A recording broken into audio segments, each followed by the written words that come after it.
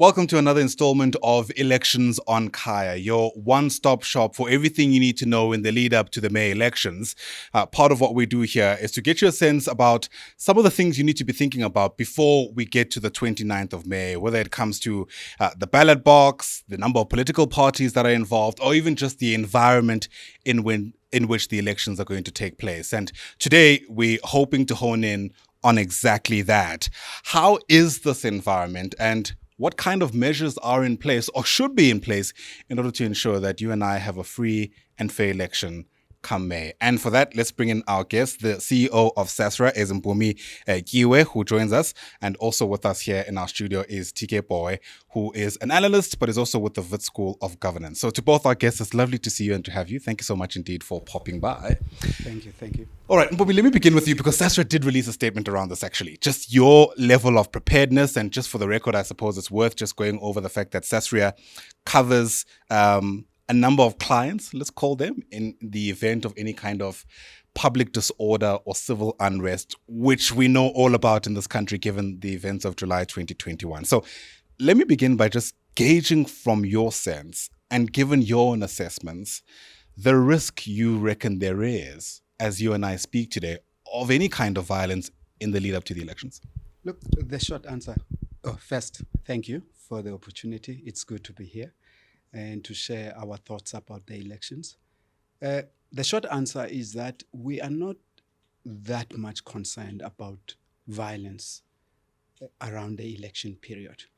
Generally, if you were to go back the last 6 national and provincial elections we've had, South Africa has always demonstrated that it's ready, well prepared to run a free and fair elections. There are certain challenges with these particular elections that sort of make them different from the ones we've had before. But overall, I think South Africans will behave, except maybe for a few areas. Yeah. What are some of those challenges, at least just from the top of your mind as we speak? I think from the top of my mind is the first thing is that we know that we're going to have a high number of political parties. It's unprecedented. I mean, as we speak today, we are not quite sure what the number will be finally. The IEC should, by the 10th of April, give us an indication of where we are. But we know that there'll be a significant number of them. Secondly, there are independents as well. I understand currently it's sitting at 50 independents who will be running for the elections.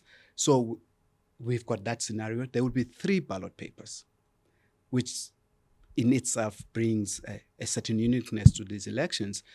And then also we do know what happened in the municipal elections 2 years ago. And those led to coalitions being formed in some of the big metros. And we've seen the instability associated with coalitions at those particular metros. So when you look at all of that, you start thinking as to what are the possible outcomes for these current elections and how will they impact South Africa going forward. So the elections in themselves will be fine, but the issue is the outcome and what will be the consequences for South Africa. Because as a country, we are faced with many challenges. Absolutely. And we know, typically speaking, I don't want to make it seem like it's a rule, but what you usually find, TK, is that in the lead up to any kind of big stake election like the one we headed for this year, some communities feel like that's the only chance they get to be heard. And in many instances, they vent their frustrations through all kinds of things, including protests, which may very well turn violent. Yes, and you're right in saying that maybe speaks more to the lack of institutional ear towards citizens more than anything else. Because, look, elections are not supposed to be the apex of a democratic state. They're supposed to be more of a measurement of where the democratic state is. It's supposed to be how do citizens engage with institutions daily. And I always think that's a bit of a risk that South Africa, we quite have not worked ourselves towards understanding that. But I'd also look at it in the longer term, right? I think as of November 2023, there have been about 50 or 56 politically linked killings towards councillors, and 105 to 106 individuals who had worked for government, either at local government level or to that level. So that kind of says to me that, look, while it's good to look at elections, the idea of political violence in South Africa, for me, has been coming up more so than usual. I don't want to speak about the July issue because I always find that it's a bit of a once-off and you can't really put your whole planning around it, to say, look, it's going to happen exactly like this. That's when you really set yourself up for failure. So for me, what I'm more looking at is that micro thing, that how is it that we've sort of allowed violence and political violence to become the norm? And what we should be asking political parties and institutions, as you rightfully said, how do we now start to plan around that so that, look, I always say, look, there's no issue with you being angry. There's no issue with you even burning a tire, even though I think you're damaging the environment. So that's something for another day. Right. But there's something wrong when you now take that mentality and say, listen, I'm going to create this tire to stop the whole of the road so that I can now start venting. Because within it now you're disrupting people's lives. And I think we need to find new mechanisms. And if we don't do that, I think we might have a good election. But what I'm trying to say is that over the years, it's been building up. And I think once it starts building up and we don't find a proper mechanism to find it, it might not be this election, it might not even be the next election. But people are going to say, listen, how do we get the volume up higher so that people do listen in? TK touches on an important issue around planning and the kind of foresight that I suppose we should all kind of try and take up if we are to avoid a worst case scenario, so to speak. And it brings me to my next question to you, Mpumi. I mean, Sasria must be doing some kind of scenario building in the lead up to the polls. What does that look like? Well, yeah, let's start with the elections, and then I would like to respond to some of the things, valid things that TK is raising. If you look at the polls, really we've got two scenarios at the moment as to the outcome of the elections. So, for instance, if the current ruling party were to get 46%, anything above 46%, I would like to believe the status quo will continue. So we'll have more of the same, and of course, depending on the dynamics that happen within the governing party, South Africa could end up being a better place or a different place altogether. So that's the one scenario. The second scenario is, which really creates an opportunity for people to be naughty, because it could lead to what I will characterize as a power vacuum.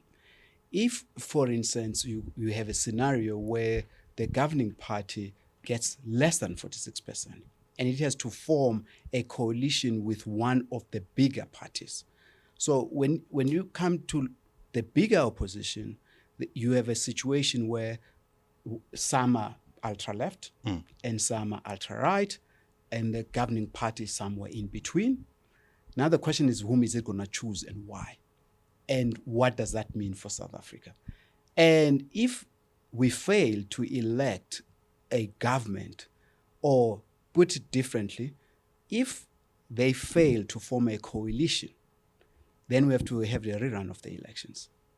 So once the results are announced, within 30 days after the results have been announced, the Speaker of Parliament must be elected, and then Parliament must form, and Parliament must then elect the president. Right. So to have a president, you will need 50% plus one. So in a scenario where they cannot get someone to agree who should be president within that time period, then that's when I think South Africa will be in an uncharted territory, basically. We'll know how to handle that, because we'll have to have a rerun of the elections. But we do believe, though, that given the expense that is involved in running the elections and so on, the parties will find the will to form a coalition, as we have seen with the metros in the 2 years ago. For a while. Exactly. Until the coalitions didn't coalesce. And then now what happens to the coalitions and so on and so on. So that's, for us, the preferred scenario is that we're able to form a government. And then once the government is formed and we've got an executive in place, we can start running the country. That's interesting. How did you get to that 46% kind of threshold? I mean, because usually people talk about a 50% you want to... No. Look, I'm saying for the status quo to maintain. All right. Because generally what you'll have seen in our coalitions within, for instance, in the municipalities, is that if you are at 46%, it's much more easier to get the 5 to get you to 51%. Okay. All right. So you can get minority political parties, sit in cabinet, and so on. Much, much more easier to do. So if the NC gets 50% plus one, then we won't be having this discussion. But generally, if it gets 46, we believe that it will be able to get to that by forming a coalition with one of the smaller political parties. But if it gets below that, then it becomes a bit difficult, and it will take a while, and there'll be a trading. I don't want so and so to be president. I don't want so and so, whatever it takes. There's gonna be a lot of trading in between and so on. Yeah, fair enough, and very insightful. I never imagined that Sasria thinks so deeply about these kind of combinations and permutations. Yeah. But I think the political leaders themselves must be thinking hard about these things, and I wonder if the picture's crystallizing for UTK in any way around how things might unfold, even just ideologically speaking, between what Mpumi refers to as the ultra-left and the ultra-right, and this kind of middle moderate party, which is the ANC. Well, look, the way I look at it, it's that one, South Africa really doesn't have clear ideological lines, because when we sometimes use the idea of left and right in South Africa, when you say right in America, you know very well who you're speaking about as opposed to South Africa.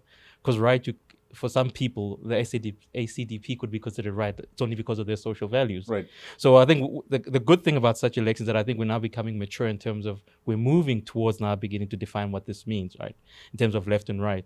At the end of the day, I always say, look, South African parties ultimately are always about compromise.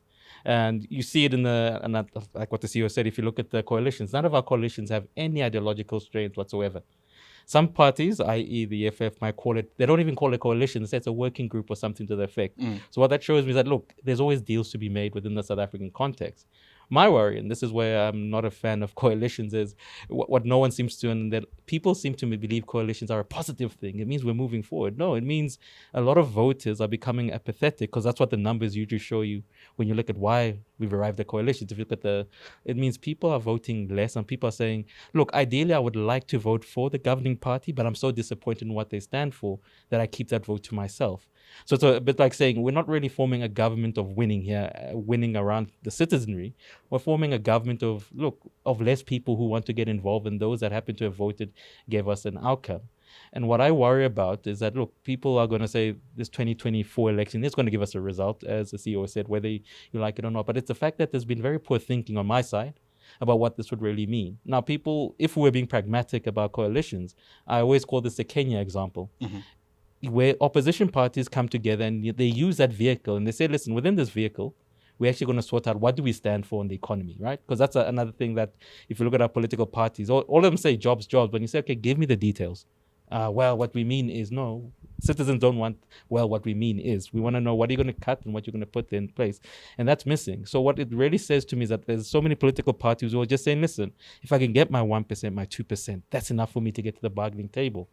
And it doesn't really change where we are as a country. For me, the election, I'm really looking forward to it. I know it's a bit of an anticlimax. It's 2029, because 2029 will tell us that a whole generation has passed on, moved on, and things are now set as a generation in South Africa. So 2024 for me is almost like a half-time, where yes, look, I'm not one of those who believes, oh my word, the ANC is going to get blown up to smithereens. Right. The ANC for me will either land up around 47, 48, which is enough, like the CEO said, to strike a bargain. But the key thing, which citizens want to say, we give you this time as 47, what are you going to do with it? Because this could be the last dance, to quote that Netflix show about Michael Jordan. Yeah. But the issue is what comes next. And my fear is that what comes next is that there is not really a political party, or there's not even institutions that are currently standing up. Because I think the CEO made mention, and this is probably my last point. He said, listen, we might go for a rerun. In a country like the UK, used to be, no longer the case. In a country like Israel, rerun doesn't really mean much for government, because the technocrats and the people that work in government institutions are firm, they're strong. You are just a face, the political face in what you come in. My worry seems to be that we've not even stress tested what does it, because remember, we're speaking national. What does it mean for a province like KZN to go into a non-coalition where they can't really form a government? We know the history of the place like that. We haven't even spoken about the Western Cape. Because you see, as much as people look at KZN and say there might be the shock of violence, what about the shock of unpreparedness for a place like the Western Cape, where there has been a party which people assume in their minds has always been 60%. I always make the argument that DA peaked at 2014 at 56, 59%, if I'm not mistaken. are they prepared to have to say, listen, the Western Cape has to go into coalition? And sometimes the shock of you not being ready for that makes you more unprepared than for a place like KZN that might be able to say, listen, we know what our history is about, so we have to go for something quick. Sure. Yeah, that's a lot to take in. And I suppose it's a good opportunity for us to speak about these hotspot areas. I'm sure that's another thing that you're considering.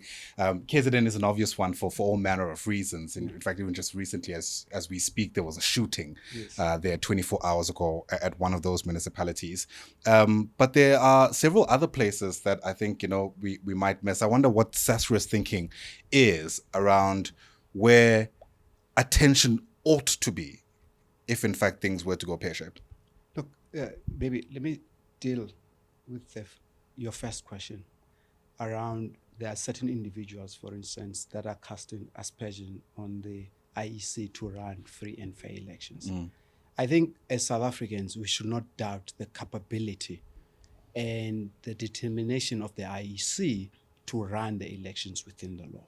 Yes, there could be some deals done, but generally, I think the IEC will run a very good ship. But then now coming to areas where they could be hotspots and so on, I think where Sasria can play a role is advising the security cluster as to where do we see this type of protests happening more frequently than other areas. And then in that way, you can deploy your resources much more effectively and efficiently. And Are those places clear now as we speak? Look, the post-July 2021, the last 2 years, we've had very calm years and so on. But we can look back into the history and pick up those particular areas. I mean, as you said, KwaZulu-Natal is an obvious place. And if you look at South African population over the last, let's say, 10 years, it's become more urban. So your focus should be on making sure that you secure your urban vote. I think generally, and you'll have seen the president has issued a couple of statements around this, is that the security cluster is ready to be out there and manage the election process before the 29th and immediately after the 29th. The question is what happens really after that period is gone? Because all the police, their leave is going to be cancelled. They will be deployed at the right places. Insofar as really the hotspots, South Africa, as TK is saying, it's, when I was trying to attach ideology to it, we're a country of many contradictions. I think you'll have seen over the Easter weekend, what amazed me is the number of politicians that went to church. But generally, we are a very conservative Christian country, generally, which means that we should be having less crime, less violence, more forgiveness, and so on. Wow. But we do not see that. So really, what should be happening between now and let's say the 20th of May? Intelligence gathering should be much more out there so that you can see which areas are likely to be more volatile or not. Ms. Nyati, let me just go back to the EFF march, the National Shutdown March on March 20th. Did you see that in certain instances the police acted a day or two before? They were able to pick up the spots where the tires were and whatever and so on. And that event went on peacefully to such an extent that we forgot about it. Right. Exactly. That shows you the capability of the state to do things properly. And it can. TK, I know you've got a thought on that. It seems. No, look, as a citizen, we always ask the case why. I'll give an analogy. It's a very silly one. When I was in varsity, whenever there was a question of can South Africa host the 2010 World Cup? And we were very chilled in class, because I was like, look, and I compared it to the Chinese use the Olympics to say to the world that we have arrived. South Africa tried to use it to grow an economy. And kind of said our politics is very weird in South Africa it's very showman or showwoman, as the case may be. If there's an event, South Africans will rise. But my issue with security, and this is why I wanted us to look at it more longitudinally, right? To say it will go off, it might go off, we might never say it will never. But my issue is to say the idea that of safety as a whole, right? that I think we sometimes take it for granted longitudinally. So I don't really worry, to a degree like the CEO, I don't worry about the election. I worry about what happens afterwards, right? When people have been identified as saying, oh, in the heat of you represent ANC in KZN, but your cousin represents MK, what does that mean when security has left, right? Because what we tend to miss, and I always say, look, we have to look at the continent. I know South Africans always believe we're very, very special, which is right. We are special, but we're not that special. That what tends to eat away and like what makes you almost fall into the lager of now saying that, listen, we're in a country, how did we get here, is the idea that you don't take security long term. And that's why I raised the issue of councillors have been dying quite routinely, right? And when you have more uncertainty, sometimes you have people, we haven't even spoken about, look, let's say the elections goes off, right? And we now start to say, it's not as though South Africa has not, how do I put it, stirred the hornet's nest with a certain country, which is very well known for using agents to do certain things. We all know the country. I don't have to, we don't have to hide who they are, but Mossad is quite known for certain things, right? And those are things which I think would be good for the government to bring to the public. Not to say that, look, the state of Israel is going to do this. No, that's not what I was saying. But the best way sometimes to prepare a state for uncertainty is to actually be open about these things. To say, and that's why I do give credit to the president. He did mention it, but you need to do it in such a way that you're educating people. Yeah, because the criticism is that he was so cryptic that it almost kind of seems like he was also leaning more into fear mongering and speculation outside of anything else. I can't believe the time, but we have to speak about the numbers if we can, CEO. I think in July 2021, there were 18,000 claims, 50 billion rand spent. Yeah. Do you typically budget for an election? Is there anything like that that's set aside, in the eventuality of? But, I like TK's posture. I like what he's saying because we have to really think ahead. Yeah. For really what's keeping me awake is not the elections at all. In an election year, Sasria tends to do well because, as I'm saying, the security system is there. I am more worried about 4 years, 5 years down the line. And why am I worried about that? It's the levels of youth unemployment. What are we going to do about it? And for me, that's really the issue, post the elections. What are we going to do about youth unemployment? Because no matter what levels of security you have, if you've got unemployed young men with high testosterone, they tend to use that energy not in the best way. As you saw this morning, I can tell you the 9 people who were killed by the police in Mariannhill this morning were men.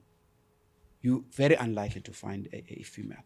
So how do we as a country, how does Sasria become a place where we come up with solutions as to how South Africa can deal with these issues? Youth unemployment, stagnant economy, the failures that we are experiencing in infrastructure. How do we develop tourism and so on? So as an organization, from a numbers point of view, we're saying, yes, we need to build ourselves reserves. Currently, we are sitting with about 13 billion rands in reserves. Before July 2021, we're sitting with 9.5 billion rands. So if there's an event, and you don't have to call me, where the amount is more than 13 billion, then you know that I have a problem. Right. You'll know that, okay? If it's below that, no, then you'll know I'll be calm and so on and so on. But then 4 or 5 years down the line, if we haven't dealt with these issues and we have a 40 billion rand event, will Sasria be able to cope with it without getting support from the state? Right. And that's what I'm building the company to be, is that it can withstand amounts of those levels in 4 or 5 years down the line. And hopefully you succeed, because we all stand to benefit if you get that right. Exactly. I have to give you a final bite of the cherry, and we have to speak about the responsibility from political leaders.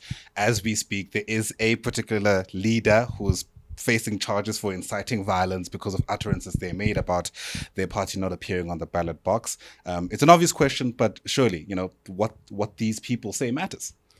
It does and it doesn't, in the sense that we almost wish that a person would be responsible. And I think we know who we're speaking to, the long walk to freedom guy. It's a haircut, that's what they call it. It's a long walk to freedom. But there's also a thing where you've seen with South Africans, it takes a lot for you to get them to, en masse, do violence, right? We usually, and I think we can only use the reference of July, what happened in July 6, 2021. It's usually a lot of nefarious things. So I tend to be relaxed on it. But I always say, like, you're correct in highlighting that it would be great if we almost say, look, there needs to be a pact to say, speak sense. We don't mind verboseness. You can say what you want. You can even use hyperbole and simile that we are going to burn things down. We get what you mean. But what we want at the end of the day is for you to say, listen, are you going to respect outcomes? Because that's really what I care about, because English is a second or third language for other people. But what I care about is they say, are you going to abide to say this is a contract, with the social contract that we've all are going to undertake? If you say no to that, then I think we do need to start worrying and we need to start asking, what are you doing on such a platform? Sure. We can speak to the polls open and then close again. So I'm going to have to close our discussion. Thank you so much for your insights and your time. This has really been enriching. TK Pooe is with the Wits School of Governance, speaking to us there as a political analyst. And Mr. Mpumi Tyikwe is the CEO of Sasria. To both our guests, lovely speaking to you. Thank you very much indeed. And thank you for watching. Remember, you can catch all our other episodes on elections on Kaya on kaya959.co.za.